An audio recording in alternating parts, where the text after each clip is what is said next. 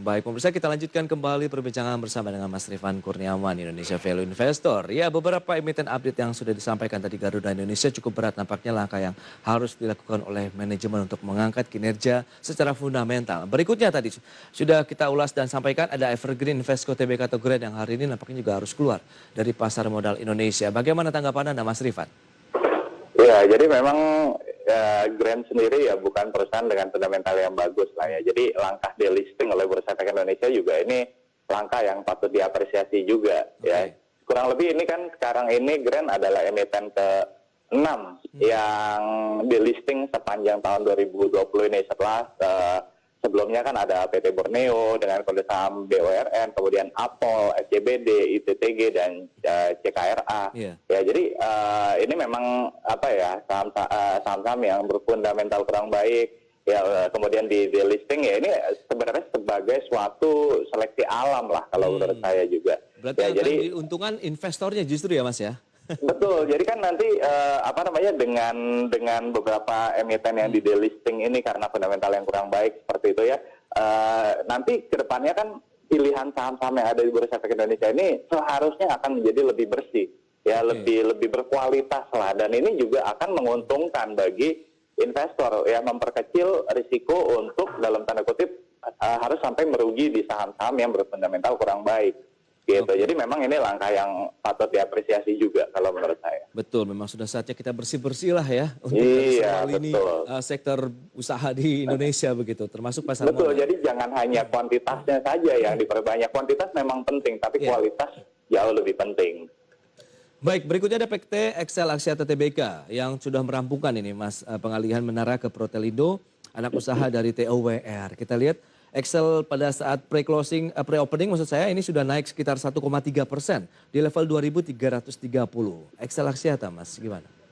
Ya, jadi langkah Excel Axiata yang mengalihkan menara ke Protelindo ini memang sebagai salah satu langkah untuk asset light strategi. Jadi memang kalau di industri telekomunikasi ya, salah satu beban terbesar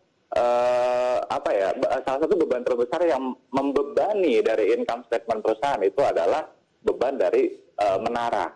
Ya, karena menara itu di satu sisi butuh maintenance yang cukup besar, kemudian juga nilai depresiasinya juga cukup besar, dan ini yang menghambat profitabilitas dari perusahaan. Nah, jadi memang dengan Excel ini mengalihkan menaranya ke Protelindo ya, mereka ini bisa fokus nih Mas. Jadi mereka ini bisa fokus ke core kompetensinya mereka, yaitu apa? Misalkan penyediaan layanan seluler dan juga mobile data.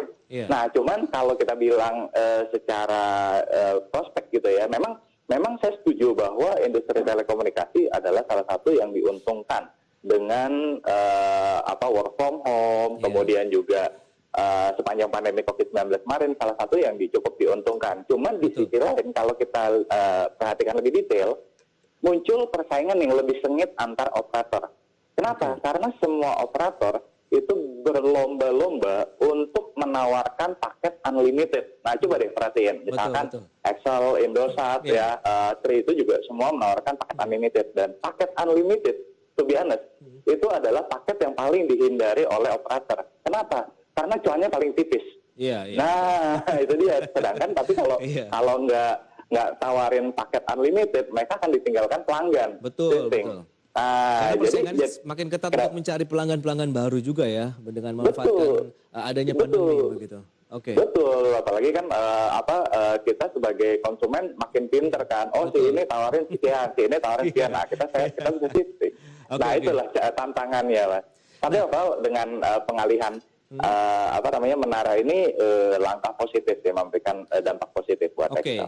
Berarti rekomendasi yang bisa Anda sarankan begitu untuk sektor telekomunikasi khususnya mungkin XL yang hari ini kita lihat sudah mulai ada kenaikan begitu, bagaimana Mas Rifan Anda melihat peluang gain ataupun cuannya dari sahamnya ya yang bisa didapatkan dengan adanya pengalihan menara ini? Iya, jadi kalau kita bicara kalau misalkan benar nih bahwa dengan momentum Excel mengalihkan menaranya ini akan meningkatkan profitabilitas, tentu ini akan membuat valuasi dari Excel ini akan menjadi lebih murah atau lebih under value gitu ya. Jadi kalau memang itu benar tercermin nanti di dalam laporan keuangan kuartal selanjutnya, maka harga saat ini itu masih cukup relatif murah dan masih memiliki potensi lah untuk harga sahamnya kembali meningkat di masa yang akan datang, dengan catatan itu tadi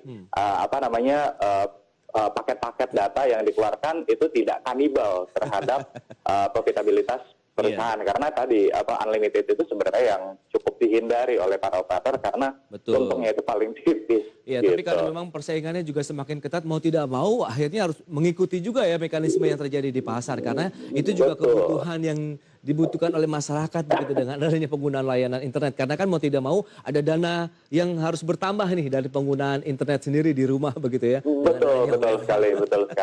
Baik, dan sudah pukul 9 waktu Indonesia Barat ini Mas Rifan. Saatnya kita akan sampaikan dulu untuk opening market di awal pekan ini. Indeks harga saham gabungan pemirsa hari ini nampaknya mencoba untuk rebound ya, naik sekitar 0,4%. Berada di level 5.596,918. Nyaris menyentuh level lagi 5.600-an. Sementara saham-saham yang naik 176 saham yang mengalami tekanan sekitar 38 saham. Kita akan review opening market hari ini Mas Rifan. Anda melihat bagaimana rebound ini justru yang terjadi. Sementara tadi Wall Street kan sudah merah, kemudian pekan lalu indeksnya juga masih merah. Apakah ini adalah semangat menyambut libur panjang di akhir Desember ini? Ya, jadi seperti kita sama-sama tahu mungkin ya bahwa bulan Desember itu kan biasanya dikenal dengan yang istilah window dressing gitu ya. Cuman tampaknya di tahun 2020 ini window dressing comes earlier. Jadi window dressing datang lebih awal. Tapi ini sebenarnya hal yang wajar kalau menurut saya, karena memang sepanjang tahun 2020 ini kita udah tertekan cukup berat juga ya, dari bulan Maret sampai dengan bulan bulan Agustus September lah kurang lebih ya kan. Jadi kita udah cukup menahan nafas, dan mungkin ini waktunya kita untuk bisa sedikit optimis gitu dengan menaiknya indeks harga saham gabungan. Jadi meskipun nanti ke depannya akan ada fluktuasi di tengah-tengah, cuman tadi seperti saya sampaikan bahwa dalam jangka menengah tren bullish ini masih akan tetap berlanjut kalau menurut saya. Baik, berarti akan kemungkinan tembus lagi 5.600-an paling tidak untuk mudah-mudahan ini. Baik.